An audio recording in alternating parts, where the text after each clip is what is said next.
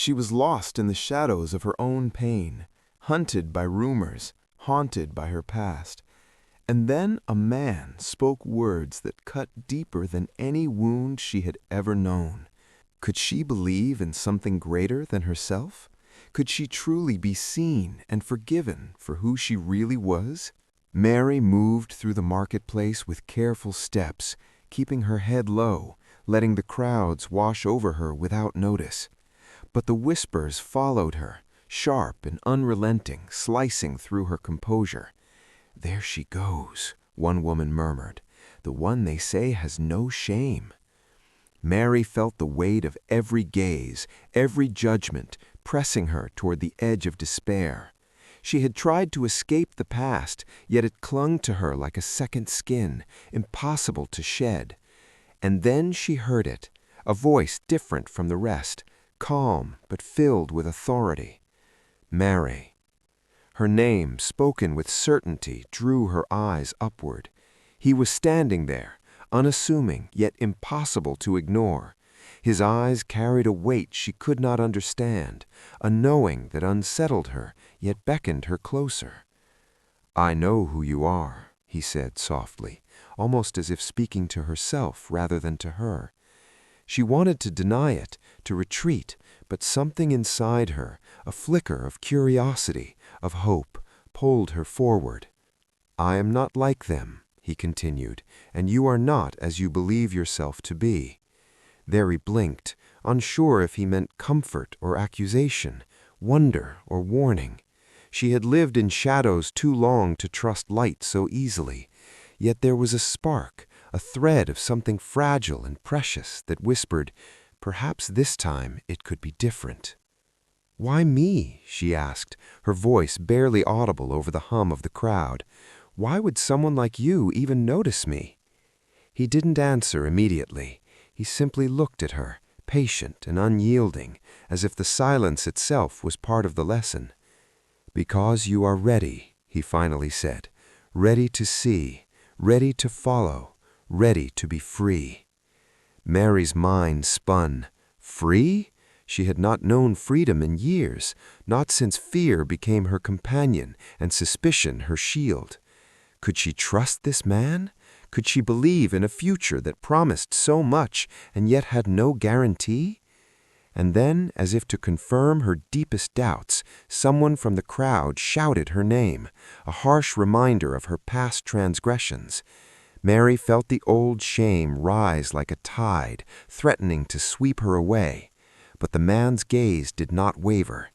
"Look at me," he said, "not them, not the world, only me, only this moment." She obeyed, though her heart raced with a fear she could not name. Could she really leave everything behind for this unknown path? Could faith be enough to heal a life so fractured? Before she could answer, the man took a small, deliberate step closer. His hand reached out, not to touch, but to beckon.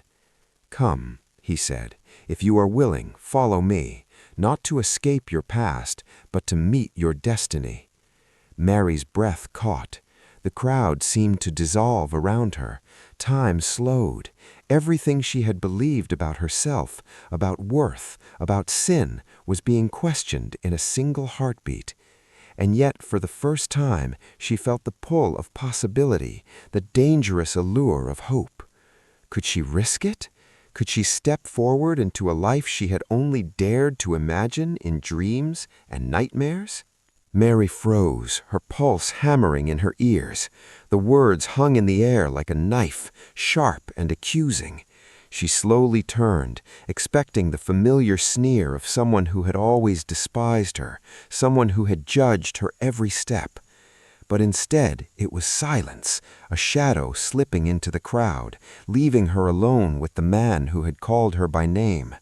His eyes never left hers, calm yet penetrating, as if he could see through every lie she had told herself, every secret she had buried deep enough to forget.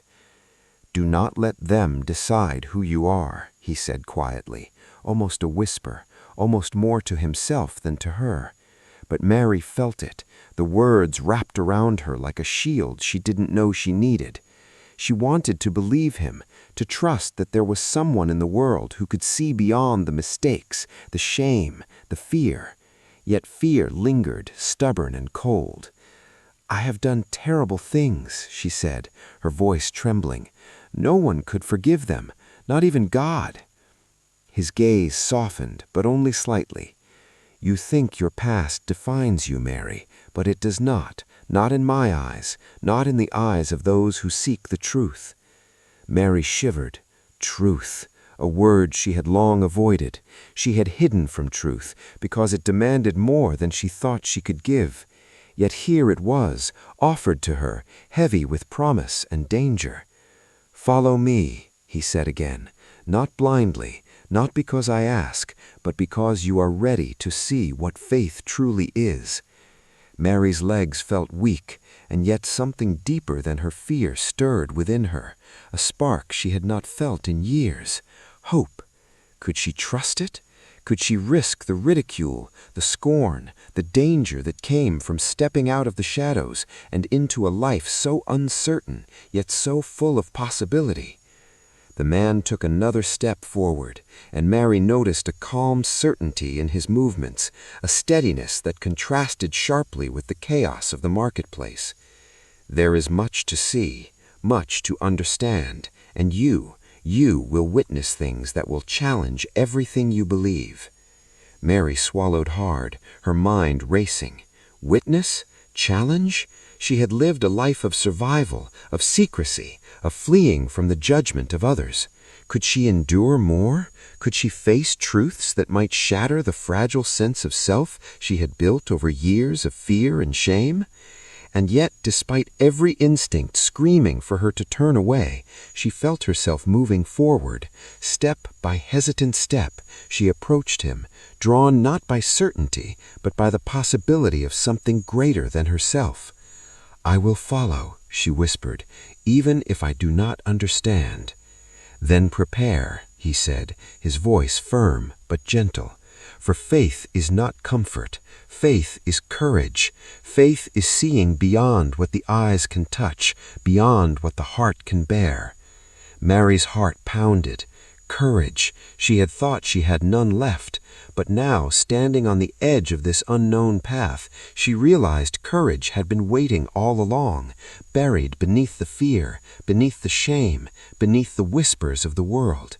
And as she reached for his hand, ready to take the first step into a life she had never dared to imagine, in dreams and nightmares, a sudden commotion erupted nearby.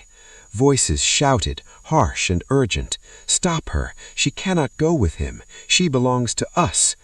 Mary froze, torn between the pull of destiny and the weight of those who sought to claim her, to define her, to drag her back into the darkness. And the man looked at her, unflinching, his gaze steady. "Look at me," he said, "not them, not the world, only me, only this moment." Mary's hands trembled, caught between fear and something she had not dared to name, hope. The crowd's voices pressed against her like a storm, each shout a reminder of the life she had tried to leave behind, a life defined by judgment, by shame, by fear. "You belong to us," one voice cried. Another joined in, sharper, angrier, a voice she recognized but could not place immediately. And yet the man before her, calm, unwavering, unshaken by the chaos, held out his hand, steady and patient.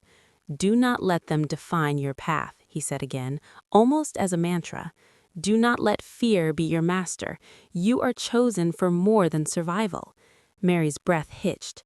Chosen. She had always thought of herself as cursed, as marked by mistakes too deep to ever be forgiven. Yet he called her chosen. The word clung to her, alien and electrifying at the same time. Could she believe it? Could she accept it without skepticism, without flinching at the thought that it might be another illusion, another trick of fate to punish her yet again? "How do I know this is not another lie?" she asked, voice barely audible over the clamor of the marketplace.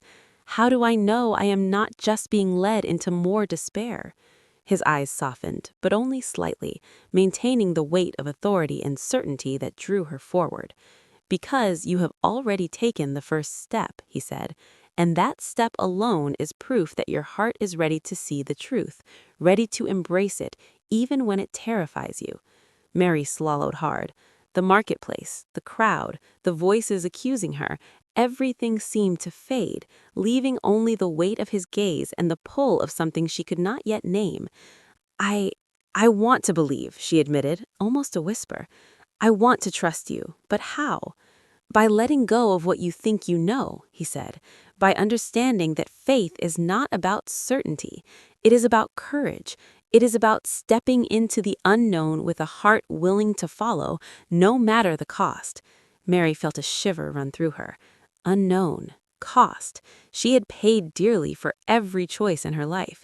Could she pay again, willingly this time, for a promise she could not yet see?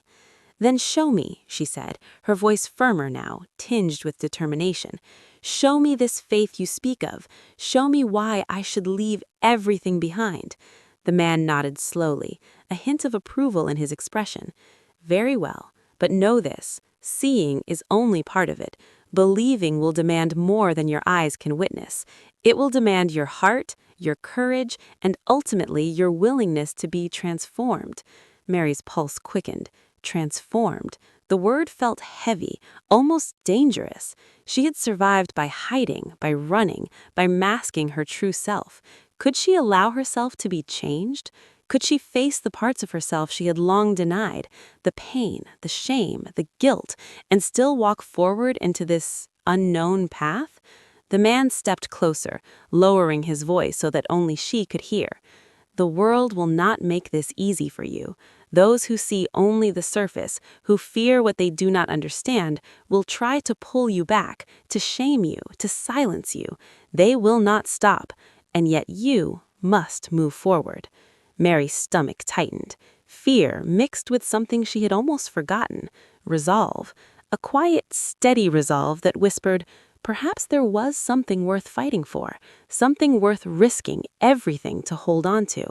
She looked around, sensing the weight, eyes, whispers, judgment, yet she felt a strange detachment, as if the man's words created a bubble around her, a space where only choice mattered.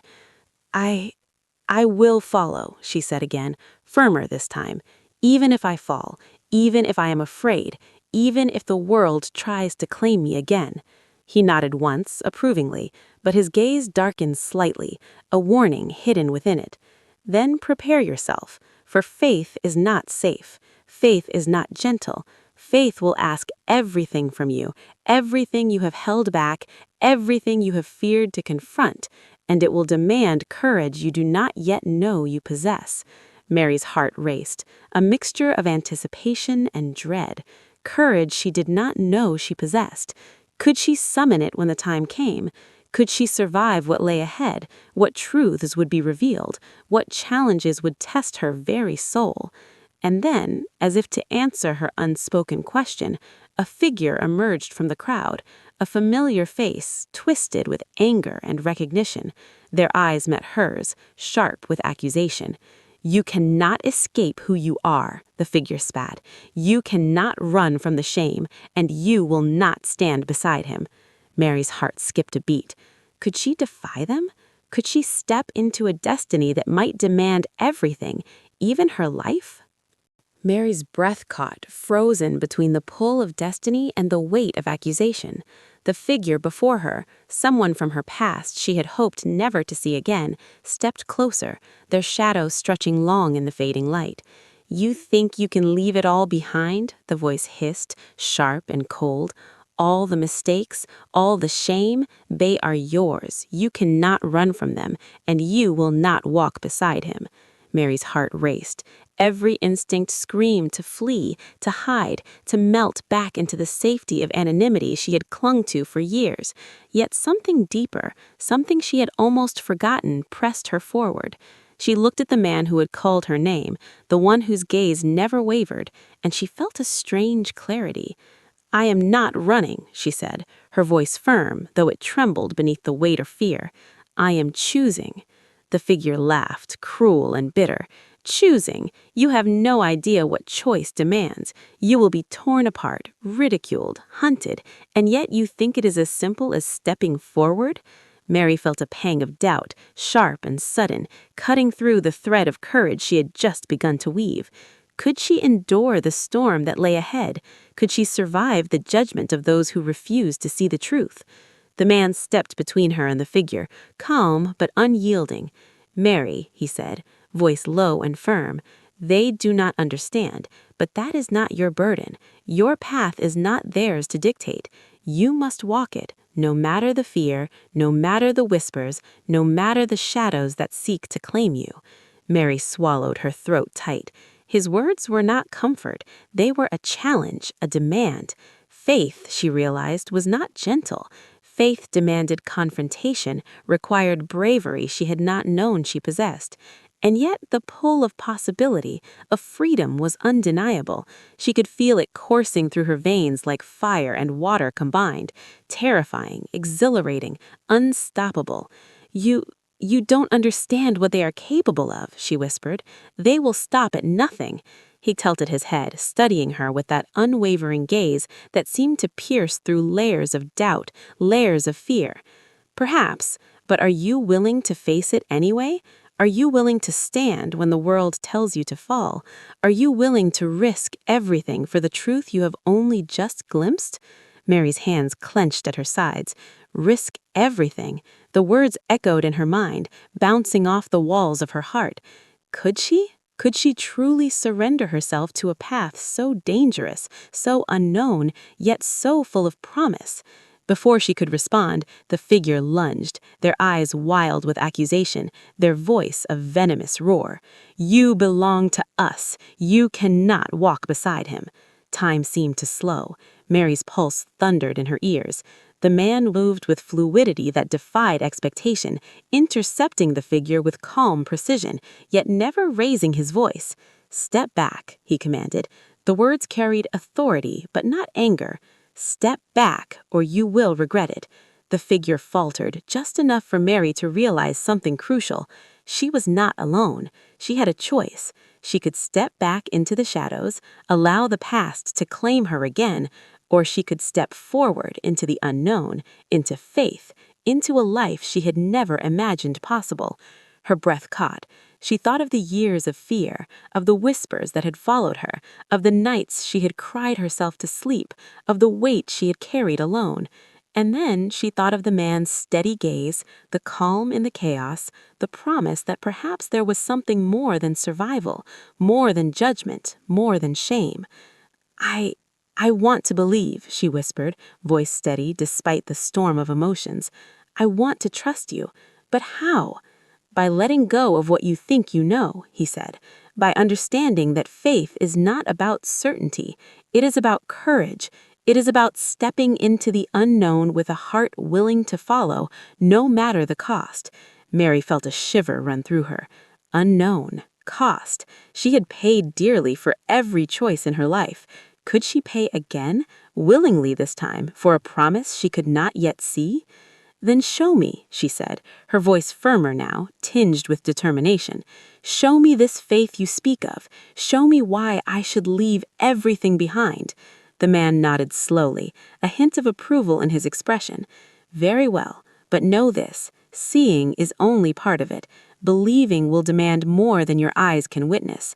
It will demand your heart, your courage, and ultimately your willingness to be transformed." Mary's heart quickened. Transformed. The word felt heavy, almost dangerous. She had survived by hiding, by running, by masking her true self. Could she allow herself to be changed? Could she face the parts of herself she had long denied, the pain, the shame, the guilt, and still walk forward into this unknown path? The man stepped closer. Mary's pulse raced as the crowd's murmurs pressed against her, like a tide threatening to pull her under. Every pair of eyes felt like a judgment, every whisper a reminder of the life she had tried to escape. "You cannot leave," one voice spat, sharp and accusing.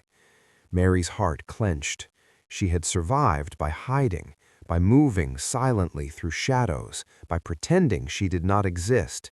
Yet here, before her, stood the man whose voice had pierced the darkness around her, a calm, unwavering presence that seemed impossible to ignore. "Do not let them define you," he said, voice steady but heavy with meaning. "Your past is not your master. Your choices are yours to make." She swallowed, unsure if she believed him. She had learned long ago that words could be promises or traps, that hope could be cruel and fleeting. "I have sinned," she whispered, almost to herself. "I have done things I cannot take back. How can I be worthy of anything?" His gaze softened, though never losing its intensity. "Worthy is not what you seek. Understanding is.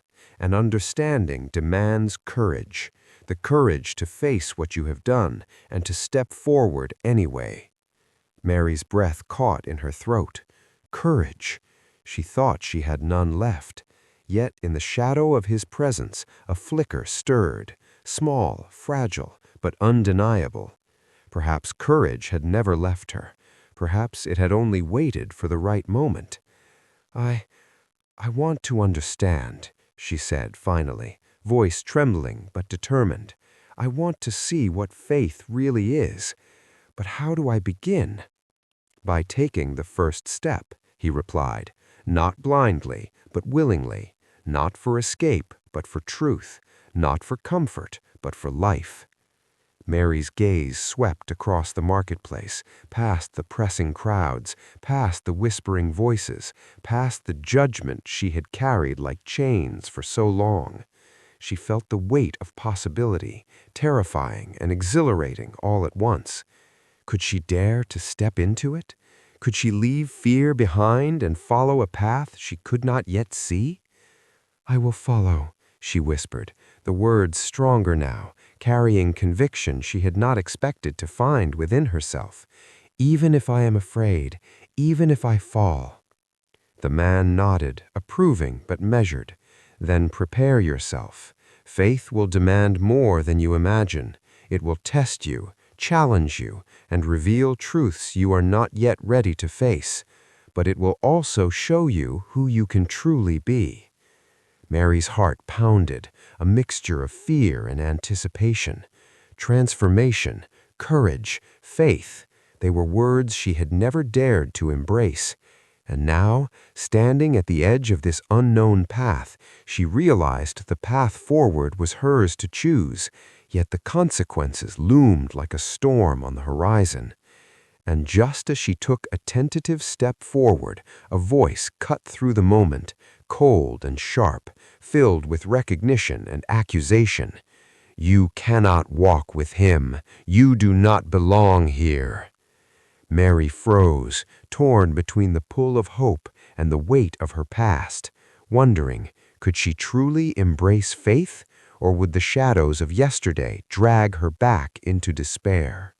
Mary's hands trembled, caught between fear and something she had not dared to name, hope. The crowd's voices pressed against her like a storm, each shout a reminder of the life she had tried to leave behind, a life defined by judgment, by shame, by fear. "You belong to us," one voice cried. Another joined in, sharper.